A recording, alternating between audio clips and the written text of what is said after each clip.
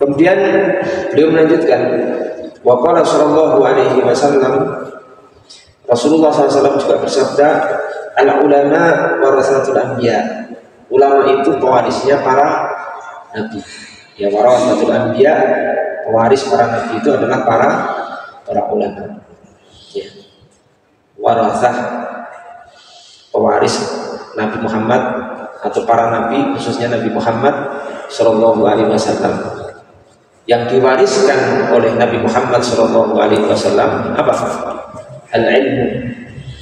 Karena beliau ini tidak mewariskan dinar, la yuwarithu dinaran wala dirham. Nabi Muhammad SAW itu tidak pernah mewariskan dinar dan dirham, tapi warisannya Nabi Muhammad SAW itu adalah ilmu. Wa innama waratha al-ilmu. Beliau itu hanya mewariskan ilmu agama. Berarti kalau para ulama itu pewarisnya para nabi, berarti warisannya adalah ilmu. Ini juga menunjukkan kedudukan yang sangat mulia para ulama. Karena satu-satunya pewaris para nabi itu para ulama. Ahli warisnya nabi berarti itu luar biasa, menunjukkan manzilah martabat yang sangat tinggi. Karena tidak sembarangan orang bisa menjadi ahli warisnya seorang nabi atau seorang rasul. Maka disebutkan di sini keterangan Imam Al-Ghazali, wa ma'lumun annahu la ruddata fawqa nubuwah. Kita sudah tahu bersama bahwasanya tidak ada tingkatan yang lebih tinggi dari kenabian. Tingkatan hamba itu yang paling tinggi untuk kenabian, Pak Nabi. Tidak ada hamba yang di atas Nabi. Paham? Tidak ada hamba atau tingkatan hamba yang lebih tinggi dari tingkatan kenabian, itu tidak. Walaupun dia itu misalkan berstatus wali Allah, kekasih Allah Subhanahu wa Ta'ala, walaupun punya karomah, walaupun bisa terbang, bisa menembus lautan misalkan, bisa berjalan di atas air misalkan, tetap kedudukannya itu di bawah nubuwah. Tidak bisa menandingi manzilah kenabian. Ini pokok i'tiqad yang harus kita yakini, keyakinan pokok yang harus kita tanamkan dalam hati kita, dalam keyakinan kita, bahwa tingkatan tertinggi seorang hamba itu nubuwah, kenabian. Makanya tidak ada yang menandingi Nabi Muhammad SAW. Sehingga maaf,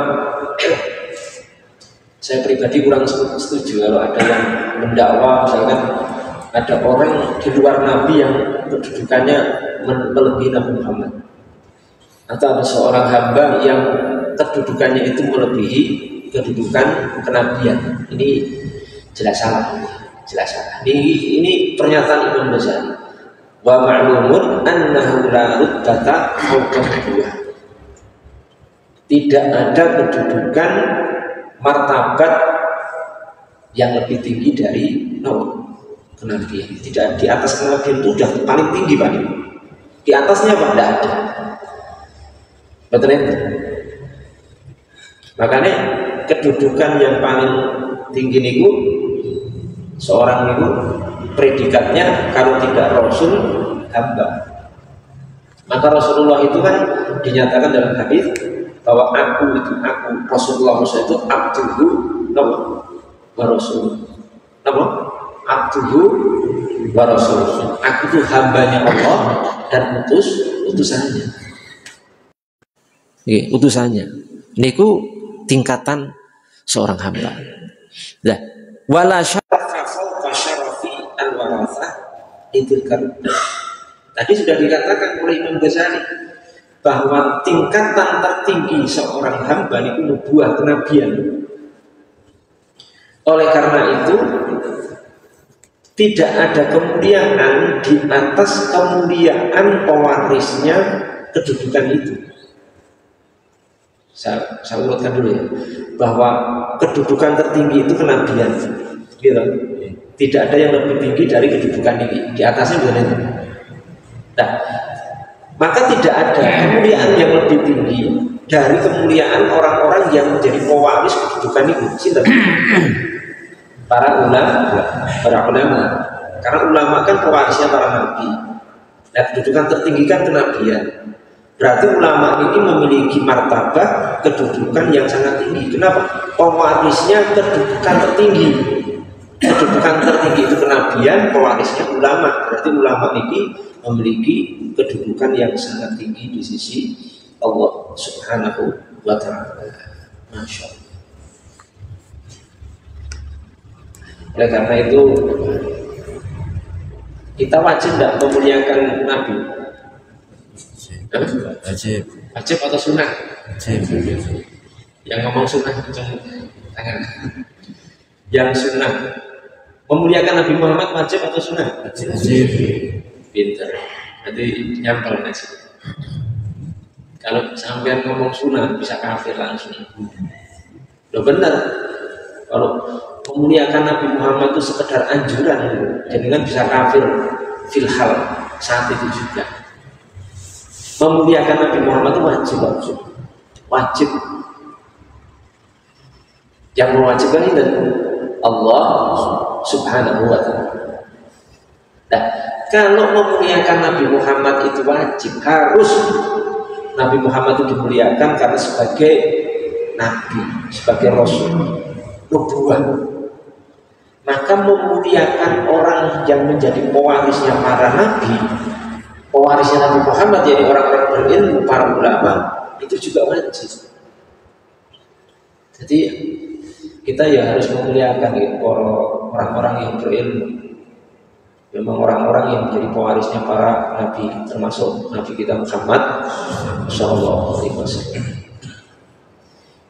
Sehingga kita itu sebenarnya kepada orang berilmu, para ulama. Itu yang kita muliakan itu bukan orangnya, bukan personalnya, tapi apa? Tapi apa yang ada di dalam dirinya, DNA ilmu itu, DNA ilmu yang sumbernya mata airnya itu dari Nabi Muhammad Sallallahu Alaihi Wasallam. Dari nubuah. Kok begitu? Ya karena ilmunya itu sumbernya Quran sama hadis. Itu sumbernya wahyu. Maka harus dimuliakan. Harus dimuliakan. Jadi ya mohon maaf. Jadi nanti harus memuliakan saya gitu. Ulama. Ya kan saya ya berilmu Pak. Berilmu. Ya sekolahnya susah. Ya, belajar lama, berat, uang kita belajar di para ulama. Buatan ini cuma becek saja. Arti muliakan monggo, arti muliakan aku sama. Kalau santai, jangan memuliakan saya selalu personal, tapi muliakanlah ilmunya, hormati ilmu yang ada yang disampaikan. Karena itu termasuk tadi memuliakan para ulama.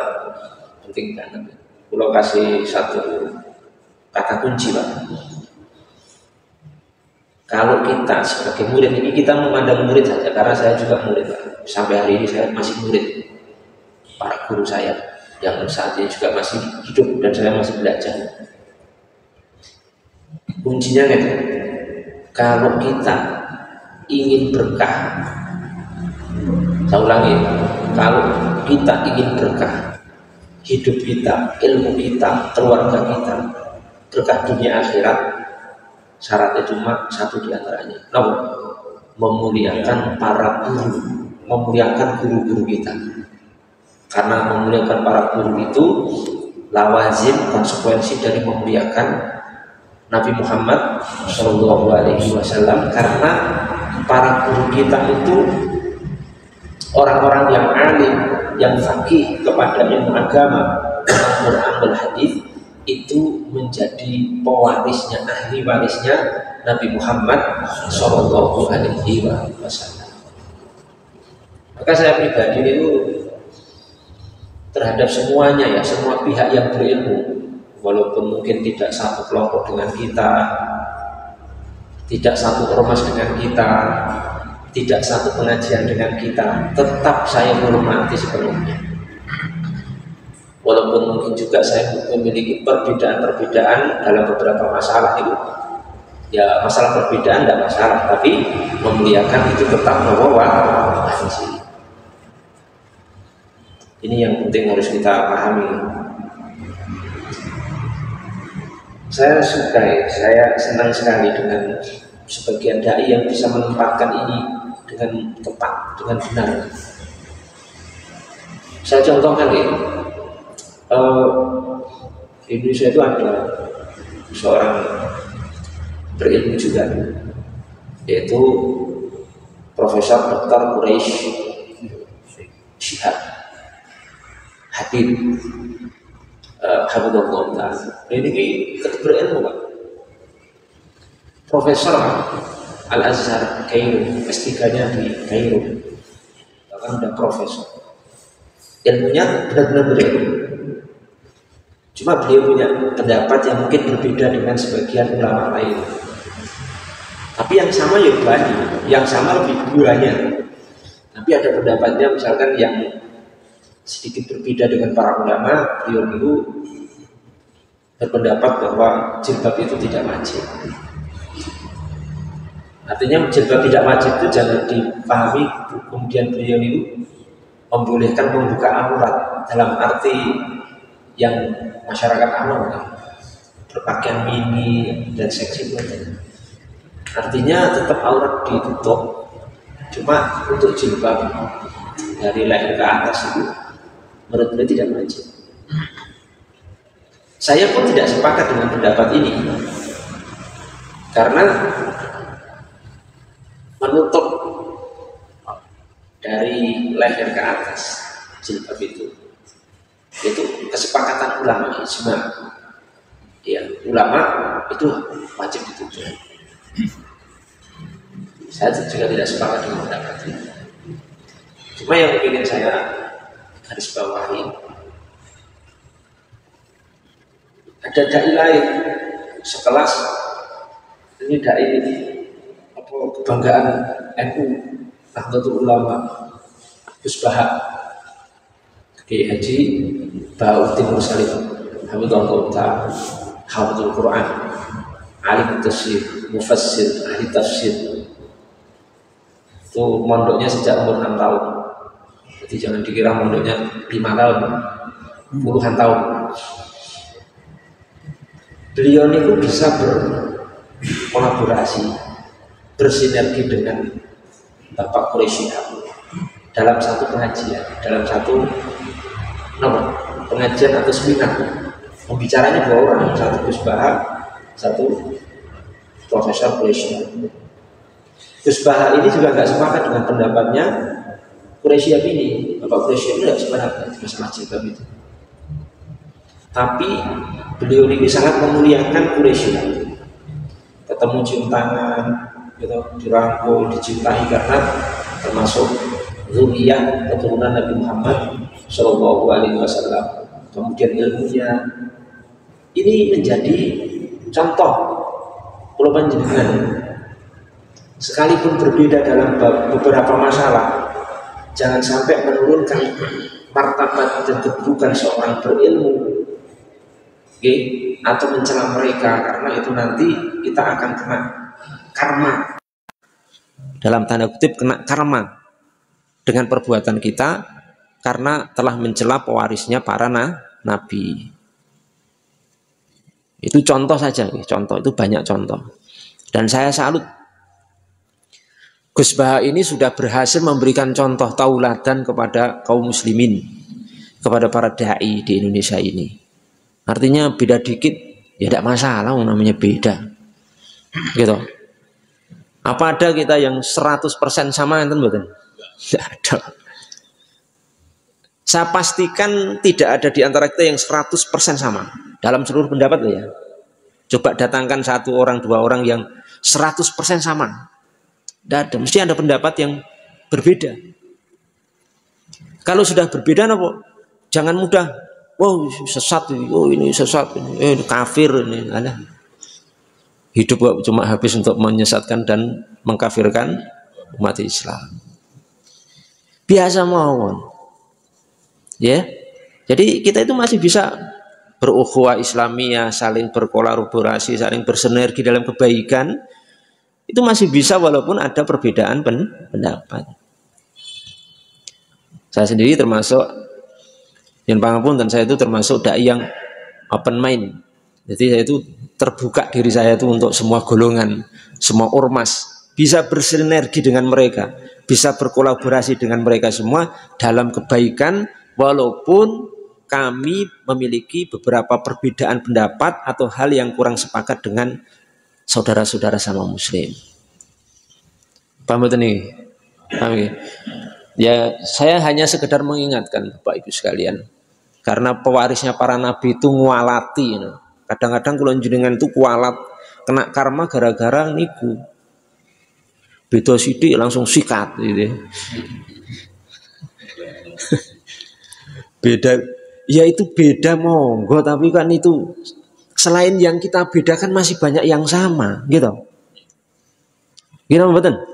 Iya kan? Masih banyak yang sama, Pak. Dan yang sama itu, yang benar itu masih banyak sekali, dan itu wilayahnya wilayah kenabian, karena itu warisannya dari para nabi. Dan yang semisalnya itu, hampir-hampir semua ulama menikah dari zaman ke zaman, dari masa ke masa itu hampir-hampir tidak ada yang tidak memiliki pendapat aneh. Paham betul? Itu maksudnya contoh Bapak Profesor Quraisy Shihab itu contoh ya. Ulama itu hampir di setiap masa itu ada aja ulama yang nyeleneh dalam satu pendapat. Paham ya? Contoh misalkan ada ulama yang berpendapat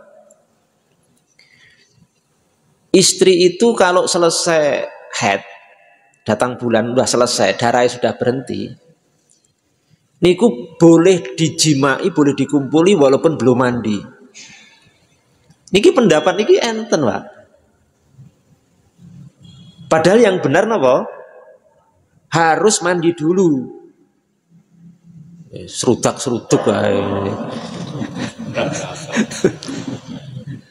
Gitu, belum mandi mesti seruduk ae. Yang benar harus mandi dulu. Ayatnya karena begitu, wa in tatoharna nih kan. Kalau mereka sudah bersuci dalam arti mandi besar baru boleh dikumpuli.